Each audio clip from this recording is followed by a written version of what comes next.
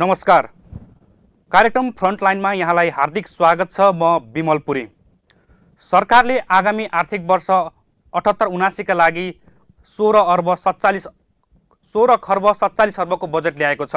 आगामी आर्थिक वर्षका लागि शनिबार अर्थमन्त्री विष्णुप्रसाद पौडेलले प्रस्तुत गरेको बजेट विवरणमा यस्तो उल्लेख छ।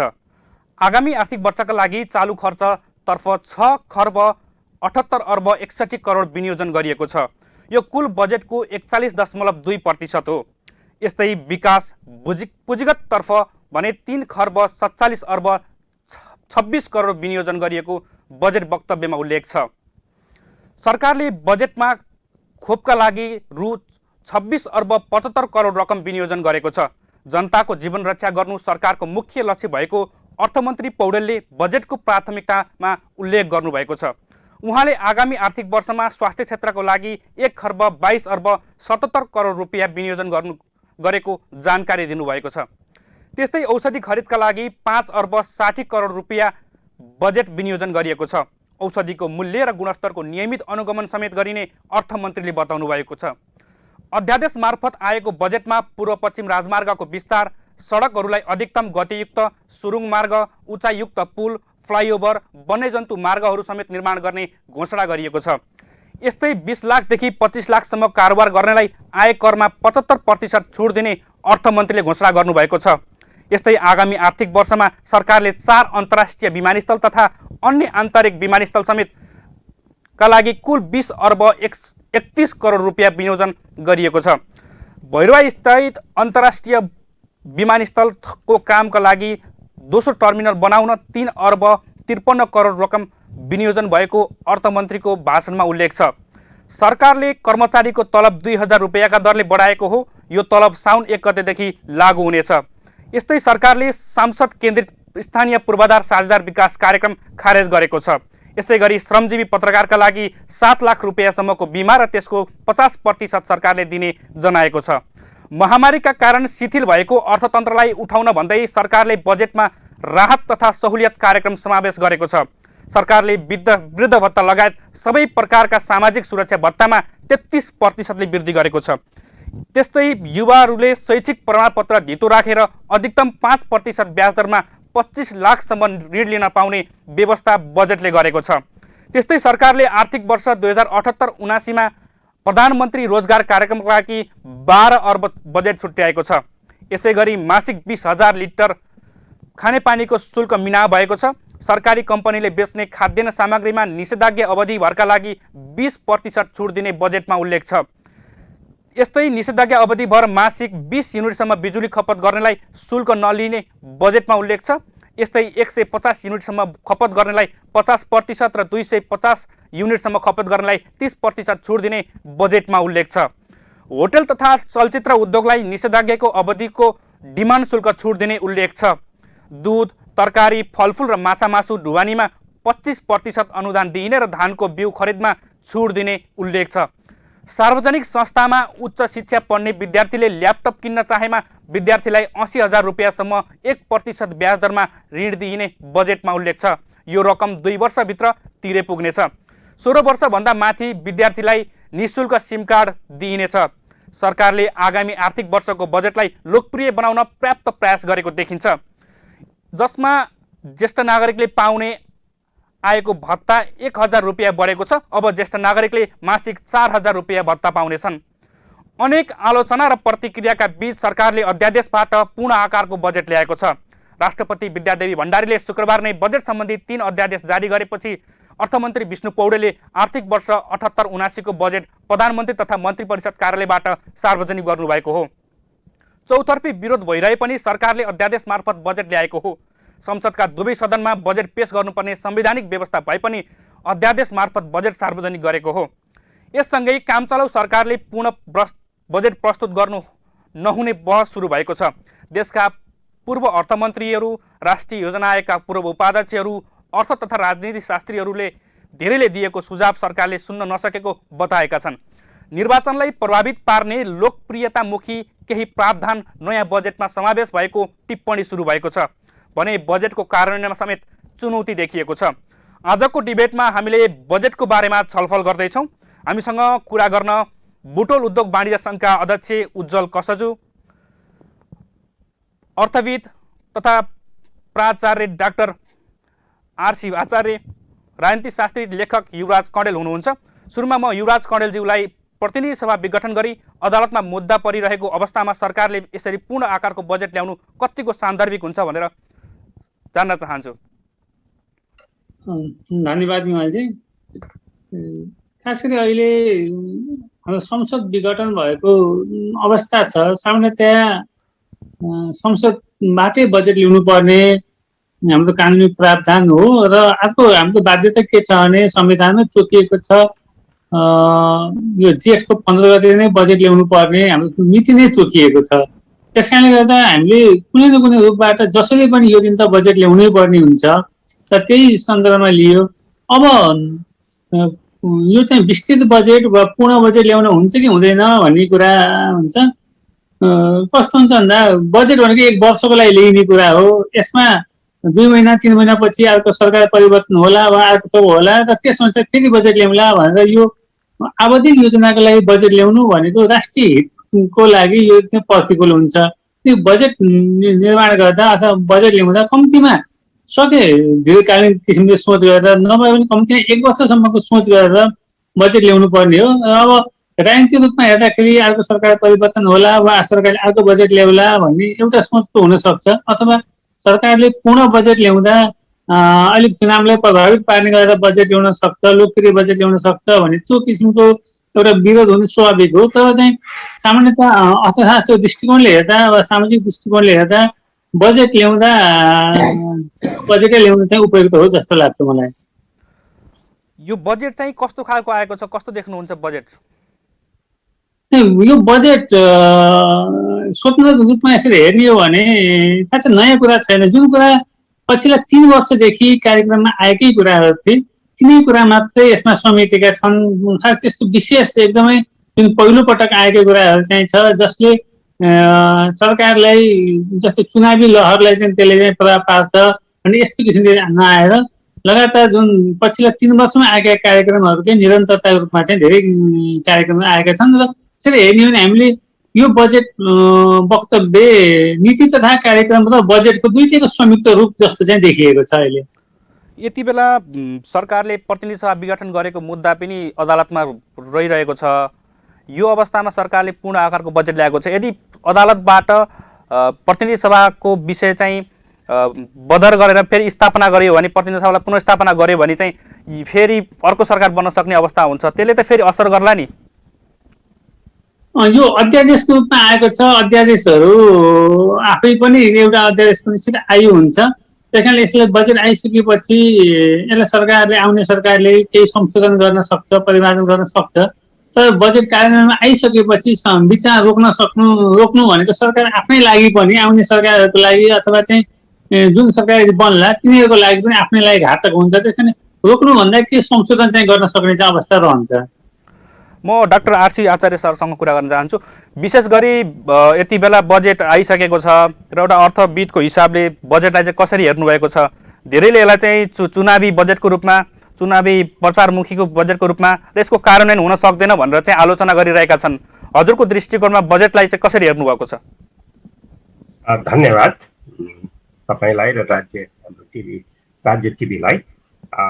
जहाँसम्म मैले बजेट हेर्ने भन्दा पनि निष्पक्ष रूपमा भन्दाखेरि पहिलो कुरो यो सरकार कस्तो सरकार हो र यो कस्तो सरकार हो र यो ठाउँबाट यो अवस्थामा कस्तो बजेट ल्याइनु पर्दथ्यो भन्ने कुरा पहिला हामीले निष्पक्ष भएर विश्लेषण गर्नुपर्छ भन्ने मलाई लाग्दछ। म एउटा अर्थशास्त्रको विद्यार्थीको नाताले म त्यसमा जान चाहन्छु है। यसको अर्थ मैले भन्न खोजेको अहिलेको सरकार यदि मुद्दा भनौँ न सर्वोच्च अदालतको मुद्दाले फेरि भएन भने यो निर्वाचनको लागि जाने सरकार हो हैन। यसमा हामीले दुविधा हुनै पर्दैन।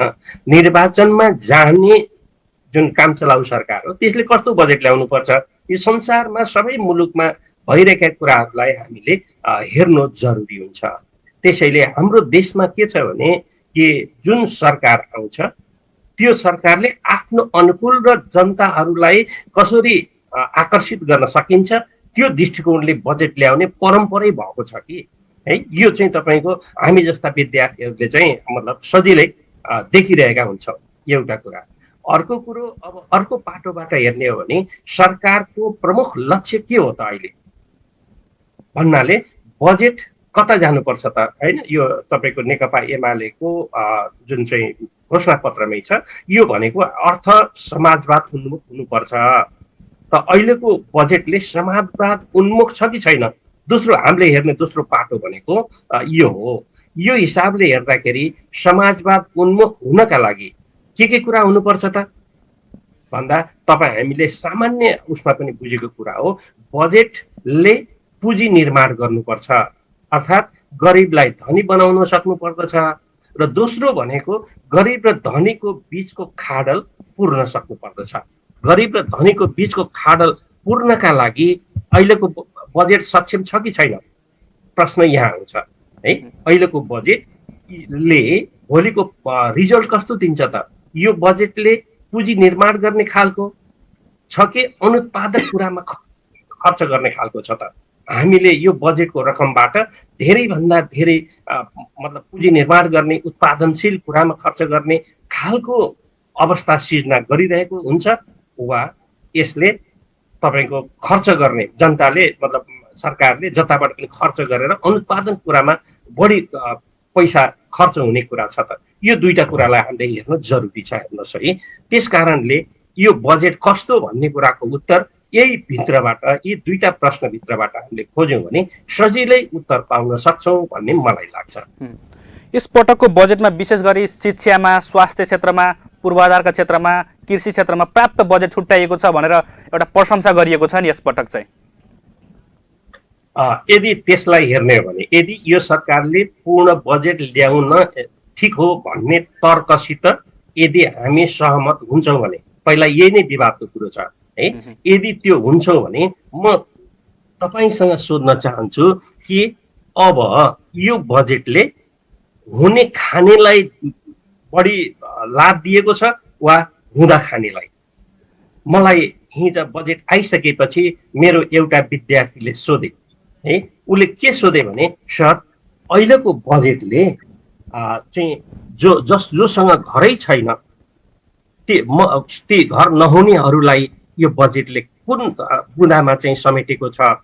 यो त्यस्तै उसले प्रश्न गरे कि सर यो बजेटले जो चाहिँ तपाईँको यो अहिलेको कोभिडबाट आक्रान्त भएर जसले बेरोजगार भएका छन्, जोसँग केही छैन, हिजो फुटपाथमा दुकान गर्थे त्यो पनि अब पाइरहेका छैनन् होइन, झोलामा लिएर चाहिँ बेचिरहेका थिए, उसँग केही छैन, डेरामा बस्थ्यो, गुजारा गरिरहेको थियो भने त्यसलाई यो बजेटले कहाँनिर छोयो सर भनेर त्यस्तै गाउँमा दैनिक ज्यालादारी गर्ने मानिसहरू जुन छन्, जसको ती मानिसहरूलाई कहाँनिर प्रतिबिम्बित गर्यो त? यो प्रश्नले मलाई छोयो कि यो प्रश्नको उत्तर मैले कहाँनिर दिने, कुन चाहिँ शीर्षकमा यो बजेटले छोएको छ त? प्रश्न यो चाहिँ तपाईँको मलाई बडा गहन लाग्यो। त्यस कारणले हामीले हो यो बजेटले थुप्रै कुरा दिएको छ, अहिले तपाईँले पनि थुप्रै कुरा गर्नुभयो, यति छुट दियो, यो छुट दियो, यो छुट कसलाई दियो त? हुनेलाई दियो कि नहुनेलाई दियो? प्रश्न यहाँ पढेका विद्यार्थीहरूसँग सर्टिफिकेट छ त उसले पाउने भयो, तर त्यो पाउनको लागि पनि के गर्नुपर्ने त्यो प्रोसेस भोलि हेरौँला होइन। र नपढेका त्यस्ता खालका जनता र युवाहरूलाई यो बजेटले कहाँनिर समेट्छ? प्रश्न यहाँनिर चाहिँ तपाईँको हामीले हेर्नुपर्ने हुन्छ होइन। अब चामल, दाल, पिठो, नुन, तेलमा 20% छुट भनेर सायद अहिले तपाईँले भन्नुभयो, अहिले निषेधाज्ञाको पिरियडमा यो 20% छुट हो, तपाईँ कहाँ गएर किन्नुभयो भने 20% छुट पाउनुहुन्छ मलाई बताइदिनुहोस् त।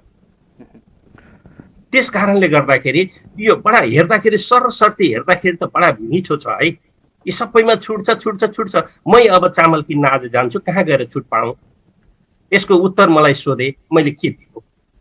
त्यस कारणले गर्दाखेरि यो प्रश्न यसो गरी हामीले हेर्नुपर्छ भन्ने मलाई लाग्छ। हामी विद्यार्थी भएको नाताले हामीले चाहिँ यी आदि कुराहरू जुन छन् बाहिरी सामान्यतया सामान्य पिरियडमा भएको भए अर्कै कुरा हुन्थ्यो, तर अहिलेको यो जटिल अवस्थामा यी प्रश्नहरू जसलाई साँच्चै मर्का परिरहेको छ, ती मर्का परिरहेका जनसमुदायहरूका लागि यो बजेटले कहाँ कसरी सम्बोधन गरिरहेको छ यो मैले चाहिँ आफूले मेरो कमजोरी हुन सक्दछ, मैले नभेटाएको हुन सक्दछ, तर मैले भेटाउन सकिरहेको छैन। यो हजुरको दृष्टिकोणमा बजेट चाहिँ प्रचारमुखी भयो तर यसको कार्यान्वयन चाहिँ हुन सक्दैन, कारण हुने आधार पनि देखिँदैन भन्ने हो। कार्यान्वयन होइन, तपाईँले नै प्रश्न दिनुहोस् न, म खान नपुग्ने ज्यालादारी गर्ने म चाहिँ एउटा कलेदार मान्छे, अब त्यसको लागि मलाई कहाँनिर ठाउँ छ त? तपाईँले अघि धेरै कुरा यस्तो यस्तो यस्तो भन्नुभयो, तपाईँ एउटा पत्रकार हो, मलाई त्यो बताइदिनुहोस् त।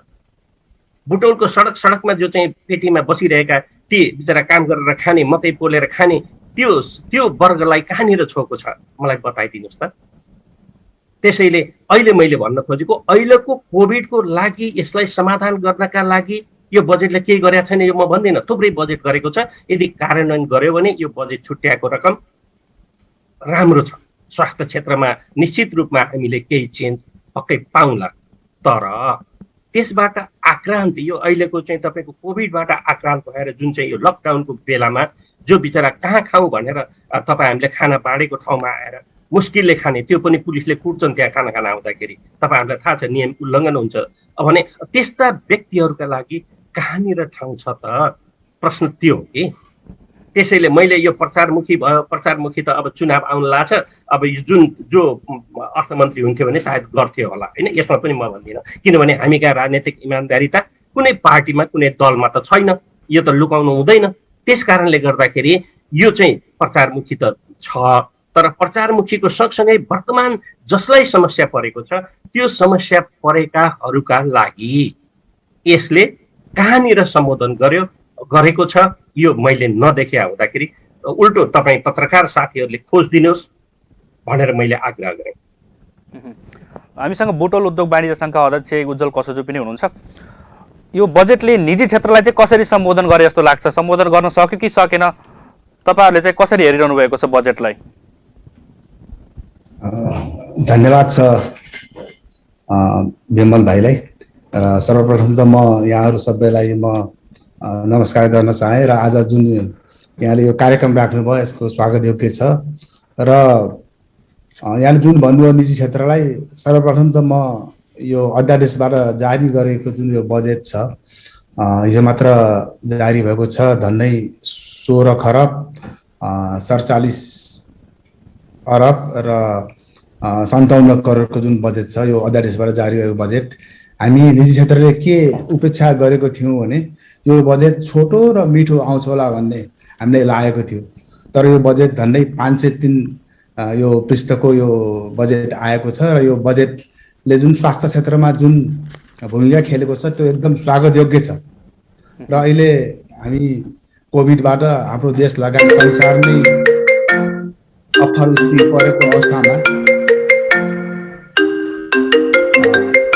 परेको अवस्थामा अहिले जुन स्वास्थ्यमा यो कोभिड भ्याक्सिनको लागि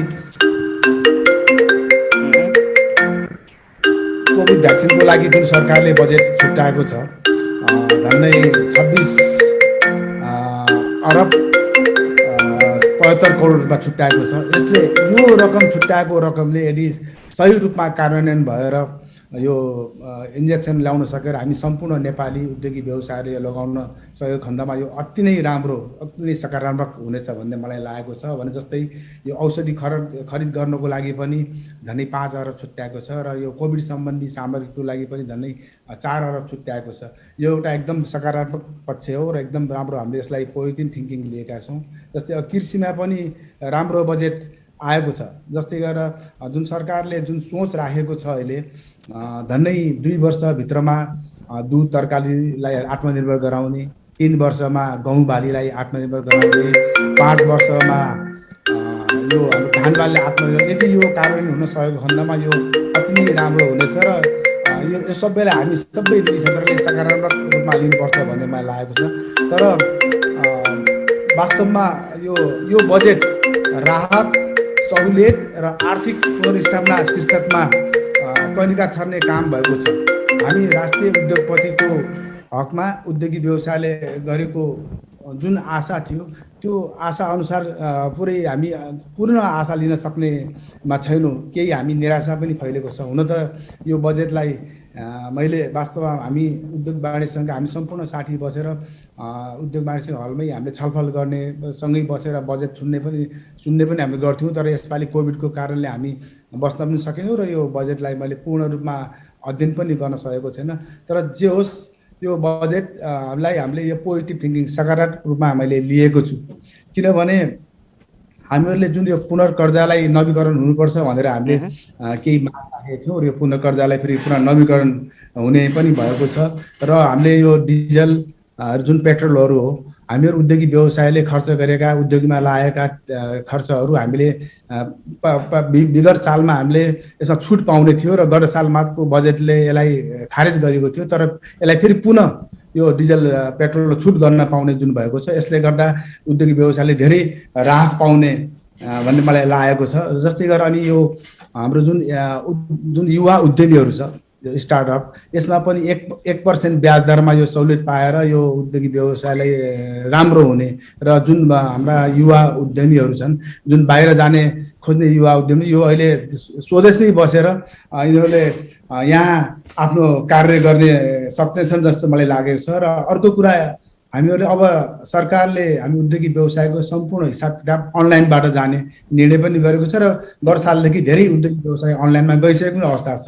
र अहिले अनलाइनमा जाने भइसकेपछि जुन हाम्रो खरिद खाता बिक्री खाता जुन थियो, त्यसलाई अहिले जुन प्रणाली यो आर्थिक वर्ष सुरु भइसकेपछि हामी यो आन्तरिक राजस्व कार्यालयमा गएर यो प्रमाणित गर्नुपर्ने जुन थियो, त्यसलाई पनि अहिले प्रमाणित गर्नु नपर्ने भनेर जुन राखेको छ, यो पनि निकै राम्रो सकारात्मक पक्षको छ मलाई लागेको छ। भने जस्तै विद्युत गाडीहरू अहिले हाम्रो वास्तवमा हामी जति व्यापार घाटा भएका छौँ, यो व्यापार घाटा वास्तवमा यो डिजलको एउटा व्यापार घाटा हुनुमा ठुलो डिजल पेट्रोलको एउटा हाम्रो आयातले गर्दा पनि हो। र यसलाई यो आयातलाई कम गर्नको लागि अहिले जुन विद्युतीय गाडीहरू छ, विद्युतीय गाडीमा भन्सार तथा ट्याक्सहरू छुट गर्ने जुन यो प्रावधान राखेको छ, यो पनि निकै राम्रो छ। र यसले गर्दा जुन अहिले हाम्रो देशमा धेरै यो विद्युतहरू उत्पादन हुँदैछ, यो उत्पादन पनि यही खपत हुने पनि मलाई लागेको छ। भने कुनै पक्ष एउटा नकारात्मक पक्ष पनि छ। जस्तै हामीहरूले यो भ्याट जुन भ्याट नेपालमा सुरुवात भयो, यो जनआन्दोलनकोमा यो सरकारको यो राजस्व निकै कम हुने भयो भनेर यो 10% को भ्याटलाई 13%, 3% बढाएर 13% गरेको थियो। र अहिले हामीले अब यो भ्याटलाई 13बाट फेरि 3% घटाएर 10% हुनुपर्छ भनेर हामीले सरकार समक्ष माग पनि गरेका थियौँ। तर त्यो हुन सकेको छैन, यो एउटा विडम्बना पनि छ। अरू कुरा, हाम्रो यो अन्तशुल्क, यो उद्योगीहरूलाई कुनै ठाउँमा अनावश्यक रूपमा अन्तशुल्क लगाएको छ। वास्तवमा अन्तशुल्क भनेको चुरोट, रक्सी, खाजा जुन शरीरलाई हानिकारक चिज त्यसमा लगाउनु पर्ने चिज हो। तर चाडा खाजाको रूपमा खाने चिजमा पनि अन्तशुल्क लागेको छ, त्यो पनि डबल लगाइएको छ। जस्तै मैले यहाँलाई एक्जाम्पल दिउँ, एउटा म नुडल्स, चाउचाउ नुडल्स भनिसकेपछि चाउचाउ नुडल्स एउटा अहिलेको खाजाको हाम्रो साना बच्चादेखि लिएर वृद्धसम्मलाई सबैभन्दा लोकप्रिय खाजाको रूपमा मानिन्छ र सबैभन्दा सस्तो खाजाको रूपमा मानिन्छ। 10 रुपियाँदेखि लिएर 15-20 रुपियाँमा एउटा चाउचाउ एउटा खरिद गर्न पाइन्छ भने यस्तो चिजमा पनि सरकारले प्रति केजी 17 रुपियाँ अन्तशुल्क लगाएको छ। र यो चाउचाउ प्याकिङ गर्ने जुन ऱ्यापर छ, त्यसमा पनि अन्तशुल्क लागेको छ। हाम्रो माग भने यस्ता चिजमा डबल अन्तशुल्क लाग्नु हुँदैन, अन्तशुल्क खारेज हुनुपर्छ भन्ने हाम्रो माग थियो। यो पनि यसमा सरकारले सम्बोधन गर्न नसकेको हामीलाई अनुभव भएको छ। यसलाई सम्बोधन हुनुपर्ने थियो। यस्तै गरेर जुन अहिले हाम्रो जुन व्यापार घाटा भइरहेको छ र हाम्रो वाणिज्यतर्फ र उद्योगतर्फमा यो जुन ब्याजको कर्जामा जुन ब्याज छ एउटै किसिमको छ। तर यो व्यापार घाटा कम गर्नको लागि हामीहरूले उद्योगीहरूलाई प्रोत्साहन गर्नुपर्ने हुन्छ र जुन उद्योगीहरूलाई दिने जुन ब्याज छ, व्यापारको ब्याजमा अलिक डिफ्रेन्ट हुनुपर्छ। भनौँ व्यापारमा 4% कर्जा छ भने उद्योगमा त्यसलाई घटाएर 2% कर्जा हुनुपर्ने हुन्छ। हामीले यो कुरालाई उद्योग र व्यापारको कर्जामा फरक हुनुपर्छ भनेर बारम्बार हामीले अर्थमन्त्री समक्ष हामीले माग पनि गरेका छौँ। त्यो सम्बोधन हुन नसकेको मलाई लागेको छ। समग्र रूपमा चाहिँ उद्योगी व्यवसायीहरू चाहिँ यति बेला खुसी हुनुहुन्छ बजेटबाट? बजेटबाट अब हामी उद्योगीहरू अब यसलाई खुसी भन्दा पनि हामीले केही जुन चिज हामीले डिमान्ड गरेका थियौँ त्यसको करिब 30% हाम्रो माग पनि पुरा भएको छ र जुन हामीले सोच आशा गरेका थियौँ त्यो सोच पुरा भएको छैन। तर यो बजेटलाई यस्तो दुःखद परिस्थितिमा हामीले पोजिटिभ थिङ्किङ र सकारात्मक रूपमा लिनुपर्छ। म युवराज सरसँग आएँ। विशेष गरी बजेटमा विभिन्न कार्यक्रमहरू त राखिएका हुन्छन्, तर कार्यक्रमसँगको पहुँचमा चाहिँ आम जनताको पहुँच नपुगेको पनि देखिन्छ। गत वर्ष पनि 5 लाख रुपियाँ सर्टिफिकेट राखेर आफ्नो शैक्षिक प्रमाणपत्र धितो राखेर 5 लाख रुपियाँ दिने कार्यक्रम राखिएको थियो, तर यस वर्ष पनि त्यसलाई बढाएर 25 लाख रुपियाँ दिने भने भनिएको छ। यस्ता कार्यक्रमहरूमा जनताले कति पाए त? त्यसको अवस्था हेर्ने भने, गिन्ती गर्ने हो भने त्यसको शून्य प्राय नै छ। यो कार्यक्रमहरू कार्यक्रमका लागि मात्र बन्ने अथवा प्रचारको लागि मात्र बन्ने हो कि यसको कार्यान्वयनको पाटो चाहिँ महत्त्वपूर्ण हुन्छ?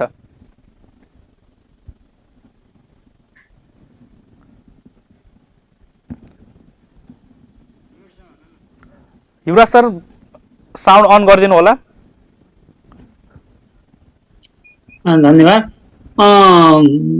यो ऐन चर्चा गरी यो बजेट पूर्ण आउनु हुन्थेन त्यो पाटो भयो। अब अहिले यो कार्यान्वयन गर्न कति ठिक छ अथवा यो बजेट कार्यान्वयन योग्य हो वा कार्यक्रम मात्र लियो भन्नको लागि त्यस सर्टिफिकेटबाट सुरु गर्दा 2073-74मा प्राविधिक शिक्षा हासिल गरेका व्यक्तिले सर्टिफिकेट धितो राखेर लोन लिन पाउने भन्ने थियो र अहिले ब्याचलर पास गरेका व्यक्तिले सर्टिफिकेट धितो राखेर 25 लाखसम्म लोन लिन पाउने भन्ने छ।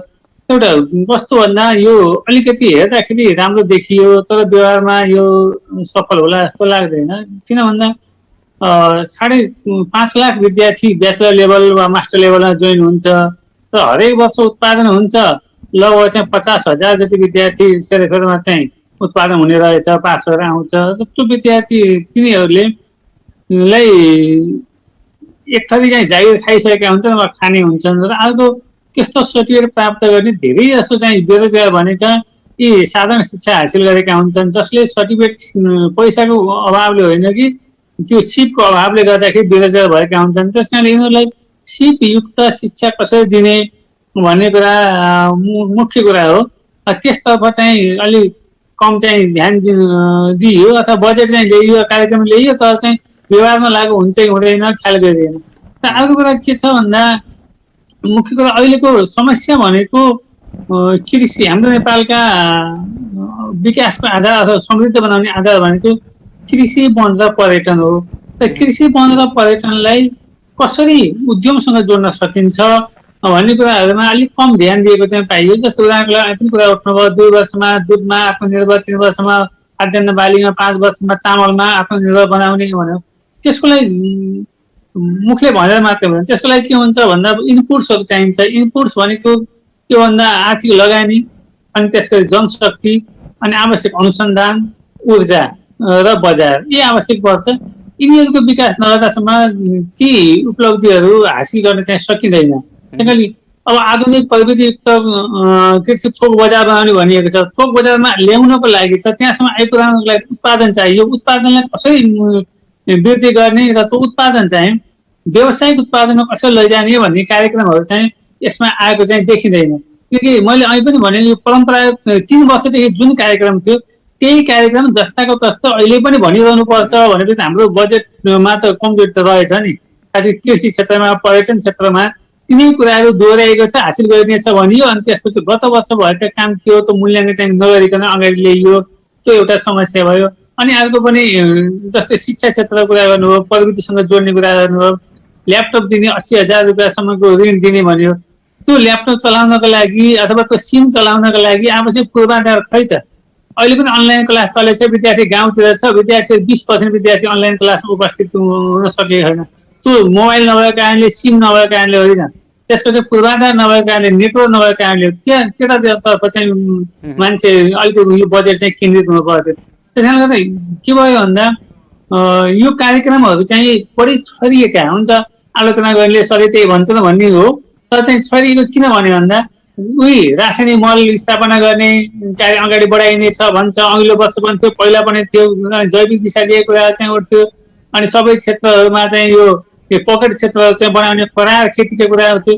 यिनी कुराहरू अघिल्लो वर्ष आएका सफल भएनन् भने किन यी सफल भएनन् भनेर यसलाई अलिकति विश्लेषण गरेर त्यस आधारमा नयाँ प्रोग्राम लिनु पर्नेमा तिनै प्रोग्राम दोहोरिएकै छन्, जसले गर्दा पनि हामीले अपेक्षाकृत चाहिँ उपलब्धि हासिल गर्न सकेका छैनौँ र यसपालि पनि गत वर्षहरूमा भन्दा थप कुरा आउला जस्तो लाग्दैन। अनि अर्को कुरा अनि आशिष सरले भन्नुभयो बजेट के को लागि त? जस्तै अहिले हामी कोभिडको संक्रमणमा छौँ, अब सबै क्षेत्र प्रभावित छ, रोजगार गुमेको छ। यसमा यस्तो अवस्थामा जनशक्तिलाई कता डाइभर्ट गर्ने हो त? बेरोजगार राख्ने हो कि कुन क्षेत्रमा डाइभर्ट गर्ने हो भन्ने कुरो स्पष्ट खाका चाहिन्थ्यो। औद्योगिक क्षेत्रमा लैजाने हो भने औद्योगिक क्षेत्रमा सिप विकासका कुराहरू चाहिँ ल्याउनु पर्थ्यो र तिनीहरूलाई चाहिँ उद्योग स्थापना गर्नको लागि सहयोग कसरी गर्ने त्यो कुरा ल्याउनु पर्थ्यो।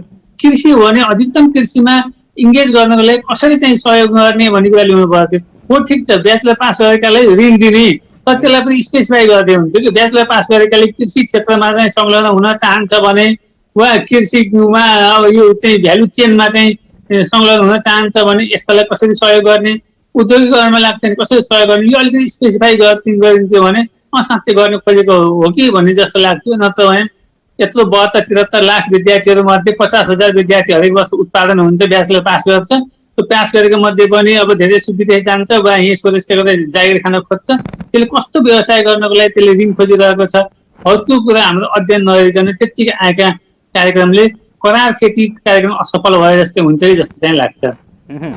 विशेष गरी बजेटले पूर्व पश्चिम राजमार्गको विस्तार, फ्लाइओभर, सुरुङ मार्ग, उचाइयुक्त पुलहरू लगायतका महत्त्वकांक्षी ठुला योजनाहरू, 4-4वटा अन्तर्राष्ट्रिय विमानस्थल निर्माण गर्ने योजनाहरू बजेटमा समेटिएको छ। यो बजेटले यति ठुला महत्त्वकांक्षी समेट्दै गर्दा जनस्तरका सवाललाई भने कति सम्बोधन गर्न सक्यो होला? बजेटमा मैले ठुला कार्यक्रमहरूमा के छ भन्दा निरन्तरताको रूपमा आउँछ। यिनीहरू ठुला कार्यक्रमको सपना सधैँ देखाइन्छ। जस्तो उदाहरणको लागि एउटा मेडिकल कलेज छ, अनि त्यसपछि बुटोल मेडिकल कलेज स्थापना सञ्चालन हुने निर्माण हुने भनेको 3 वर्ष भइसक्यो, अहिले चाहिँ केही सुरक्षा केही पनि छैन। यस्ता कार्यक्रमहरू चाहिँ बढी आएका छन् कि जसमा दीर्घकालीन किसिमका ठुला योजनाहरू एउटा योजना सम्पन्न नगर्दै अर्को योजना चाहिँ आइसके। जस्तै बुटोलको सिद्धबाबा सुरुङको कुरा धेरै पहिला उठ्यो, बल्ल चाहिँ टेन्डर प्रक्रिया गएको छ। यो कुरा हुने कहाँ कस्तो हुन्छ थाहा छैन। प्रवासदेखि लिएर जोरतेसम्मको लागि अर्को सुरुङ मार्गको कुरा आइसक्यो। पछि हामी आफै अझै बाटो आधारभूत बाटो चाहिँ पुगेका छैन। अझै पनि मानिसहरू चाहिँ ट्विनबाट चाहिँ तखोला तर्नुपर्ने अवस्था छ। यस्तो बेलामा चाहिँ सिग्नेचर ब्रिजका कुराहरू चाहिँ आएका छन्, जुन अवस्थामा चाहिँ अझै धेरै गाउँपालिकाहरू अझ कतिपय जिल्लाहरू नै सडक मार्गबाट जोडिनै बाँकी छ। यस्तो बेलामा चाहिँ अब यो सुपर हाइवेकै कुराहरू चाहिँ आएको छन्। त्यस कारणले गर्दा हाम्रा प्राथमिकताहरू अहिले तत्कालीन भएका आवश्यकता पुरा गर्दै अगाडि बढ्नु पर्नेमा सिधै माथि चाहिँ बिचमा जम्प गरेर सिधै माथि पुग्न खोजियो। त्यस कारणले गर्दा पनि हरेक बजेटमा हरेक नीति कार्यक्रमहरूमा आएको छ, आउँछ कार्यक्रम ठुला आउँछ। जस्तै कालीगण्डकी डाइभर्सनको कुरा भयो, अरूको कुरा भयो, अथवा चाहिँ उता बबैको कुरा भयो, कार्यक्रममा आउने तर कार्यक्रम पक्षमा नजाने गर्दाखेरि यो आश्वासनमा मात्रै मान्छे बस्नुपर्ने चाहिँ अवस्था छ। यसले एक किसिमको निराशा ल्याउँछ र बजेटप्रतिको अविश्वास भयो। अहिले यो बजेट त हावादारी बजेट हो भन्ने धेरै मान्छेले आलोचना किन गर्छ भन्दाखेरि त्यो बजेटप्रतिको अविश्वास हो। अनि सँगसँगै यति बेला म आशिष सरसँग कुरा गर्न चाहन्छु। विशेष गरी अब केन्द्रको बजेट आइसक्यो, प्रदेशको नि बजेट अब आउने तयारी हुँदैछ। केन्द्रको बजेटले प्रदेशको बजेटलाई चाहिँ कसरी असर गर्ला र स्थानीय तहमा पनि आफ्नो कार्यक्रम अहिले स्थानीय तह आफैले बनाउने गरेका छन्, यसको समग्र असर कस्तो पर्न जाला? अब तपाईँले प्रश्न राम्रो उठाउनु हो कि हेर्नुहोस्, अहिले हामी कहाँ संहिता लागू भएको छ। संहिता लागू भए पनि संहिता अनुसारको कार्यान्वयन हुन सकेको छैन। अब हिजोकै बजेटलाई हेर्नुभयो भने स्थानीय कुरा पनि यसले गरेको छ, राष्ट्रिय कुरा पनि गरेको छ, प्रदेश कुरा पनि गरेको छ। हेर्नुहोस् है, अब यो अझ पनि समस्या छ। माथि केन्द्रले तपाईँ इन्डियाको बजेट सुन्नुभयो भने इन्डियाको त्यत्रो ठुलो देशमा त्यति स्टेट भएकोमा अर्थमन्त्रीले 1.5 घन्टाभन्दा बढी गरेको मलाई अहिलेसम्म थाहा छैन है। उसले बजेट भाषण गर्दा र पेजमा भन्नुहुन्छ भने यहाँ 503 पृष्ठको पेज छ, त्यहाँ चाहिँ मुस्किलले 300 को हाराहारी होला, अझ त्योभन्दा कम हुन्छ। भन्न खोजेको मैले यहाँ के भने हामी पुरै यस्तो सोचमा छौँ। हाम्रो सोच भनेको परम्परागत रूपमा चलिरहेको कुरालाई हामी त्यसलाई छोड्ने भन्दा पनि त्यसलाई बढाउनेतिर हामी गयौँ। हेर्नुहोस् है, त्यस कारणले गर्दाखेरि अब यसले प्रदेश र स्थानीयलाई त पैसा दिएको छ, उसले पैसा छुट्याएको छ होइन। तपाईँ हामीले हेऱ्यो भने 3 खरब कति रुपियाँ चाहिँ यो चाहिँ प्रदेश र स्थानीय तहलाई 3 खरब 86 अरब र चाहिँ 71 करोड रुपियाँ छुट्याएको चाहिँ छ होइन। यो यसमा चाहिँ मैले भन्नु केही छैन, किनभने प्रदेशमा पनि स्थानीय सरकारले पनि जति पैसा चाहिँ छुट्याएको छ पुँजीगत रूपमा त्यति खर्च गर्न नसकेको अवस्था छ नि त। राष्ट्रिय रूपमा पनि हामी देख्यौँ अहिले 37 पोइन्ट समथिङ मात्रै खर्च भएको छ। अब 1.5 महिनामा उस्तै परे 37 दुना हुन बेर छैन कि फेरि। हामी कहाँ यो समस्या छ होइन। यो असाढे विकासको चाहिँ चलन यो हामीले रोक्न सकेका छैनौँ। त्यसैले अब यो चाहिँ समस्या के हो भने कि स्थानीय रूपले त बरु काम राम्रै गरेका छ, धेरै सबैलाई दोष दिनु हुँदैन होइन। प्रदेशले त्यसमा कोर्डिनेट गर्ने काम हो, त्यो पनि कतिपय प्रदेशले चाहिँ गरे होला कि अब यो सबै एक एक मैले स्टडी गरेको छैन। तर प्रश्न के हो भने हेर्नुहोस् है, अब मुख्य कुरो हामीले हेर्नुपर्ने कुरा के हो भने हाम्रो आयात र निर्यातको पाटो कस्तो छ। हामी गत वर्षभन्दा यो साल हेर्नुहोस् त कति आयात वृद्धि भएको छ, कति पैसा हामी विदेशमा पठाएका छौँ, प्रश्न यो।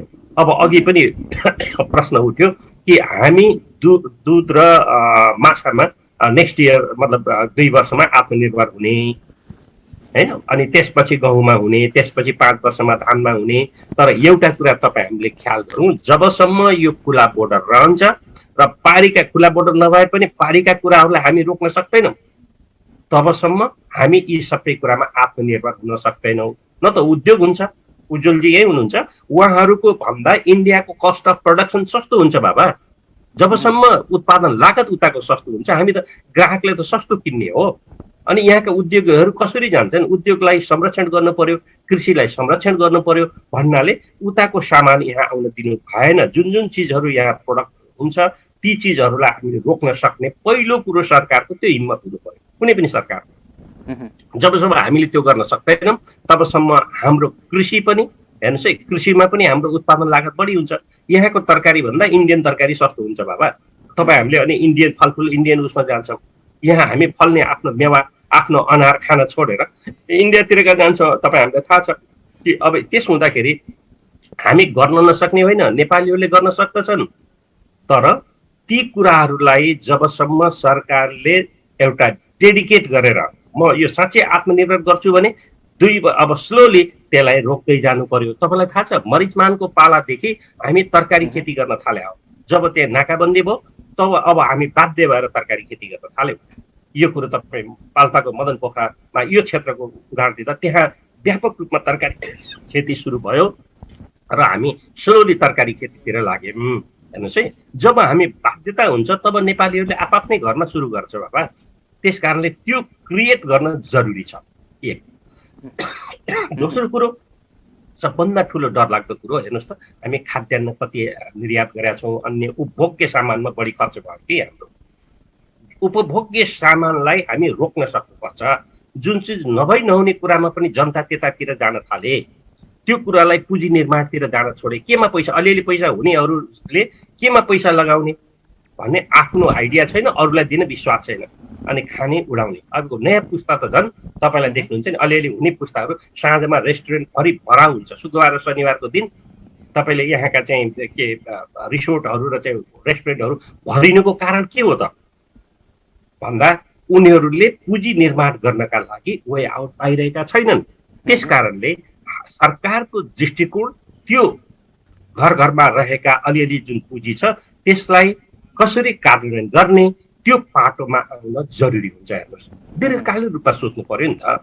त्यसैले अघि मैले उठाएँ नि त, हामी कसरी हुन्छ खान नहुने मान्छेहरूलाई खाना पुर्याउने अवस्था हुनु पर्यो, अलिअलि हुनेलाई बचत गर्न सिकाउनु पर्यो, बचत हुनेलाई पुँजी निर्माणतिर केन्द्रित गर्न सक्नु पर्यो। त्यस कारणले त्यो मसिनो बाटोतिर हामी गएका छैनौँ है। यो मसिनो बाटोतिर जबसम्म हामी जाँदैनौँ तबसम्म देशले उत्थान पाउँदैन। अब अहिले उज्जवलजीले खुसी प्रकट गर्नुभयो, किनभने अब कुन वर्गलाई हेऱ्यो त, मैले उहाँलाई नहेर्नु पर्थ्यो भन्ने होइन, अलिकति राहत दिने बित्तिकै हामी उद्योगपतिहरू खुसी भयौँ। हाम्रो उद्योग वाणिज्यको अध्यक्ष चाहिँ खुसी हुनुभयो, धेरै ठिक छ है भन्नुभयो होइन। तर अब त्यही पाटोमा अरू हामीले त बराबर हेर्नुपर्छ होइन। सबैलाई हेर्दाखेरि त्यो पाटोमा के हो त, के त अब उद्योगीहरूले इन्डियासित प्रतिस्पर्धा गर्न सक्ने अवस्थामा आएको हो त म उज्जवलजीलाई नै प्रश्न गरेँ भने पक्कै सक्नुहुन्न उहाँ है। त्यस कारणले गर्दाखेरि हामीले जबसम्म यो कुरालाई आयात निर्यातका कुराहरूलाई कसरी निर्यात बढाउने, हामीसँग भएका वस्तुहरूलाई अझ विदेशतिर कसरी लैजाने र आउने कुराहरूलाई कसरी रोक्दै हाम्रो यहाँका उद्योगहरू, कृषिहरू, जो उद्यमीहरू छन् ती उद्यमीहरूलाई प्रोत्साहित गर्ने भन्ने कुरातिर हाम्रो दृष्टिकोण, हाम्रा बजेटहरू, हाम्रा सरकारी निकायका व्यक्तिहरू, हाम्रा यो प्रदेश र स्थानीय सरकारहरू र त्यसलाई नीतिगत रूपमा चाहिँ ल्याउने केन्द्रीय सरकार हो, केन्द्रीय बजेट हो, त्यो कुरामा उन्मुख छ कि छैन, यसरी मसिनो गरी हेर्नुपर्छ जस्तो मलाई लाग्छ। धन्यवाद। म अन्त्यतिर छु। म उज्जवल कसोजीसँग बुझ्न चाहन्छु, विशेष गरी केन्द्र सरकारबाट तपाईँहरू केही सन्तुष्ट देखिनु भएको छ। अब प्रदेश र स्थानीय सरकारले पनि बजेट निर्माण गर्दैछन्, उनीहरूबाट चाहिँ के अपेक्षा गर्नुहुन्छ छोटकरी बताइदिनु होला।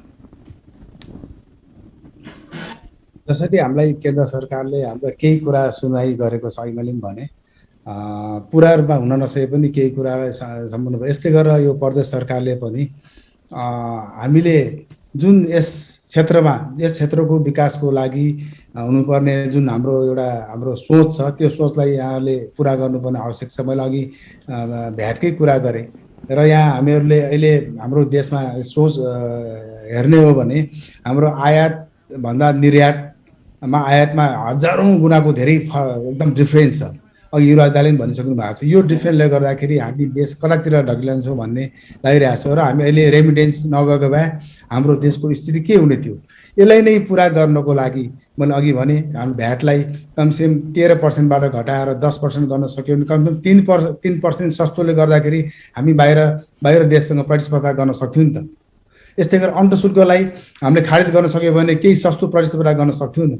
यस्तो कुरामा सरकारले ध्यान दिनु एकदम आवश्यक छ। र यो अनि जुन ब्याङ्क वित्तीय संस्थाहरू यसले जुन उद्योगी व्यवसायले दिने ब्याजमा पनि सकेसम्म ब्याज कमभन्दा कम गरेर उद्योगहरूलाई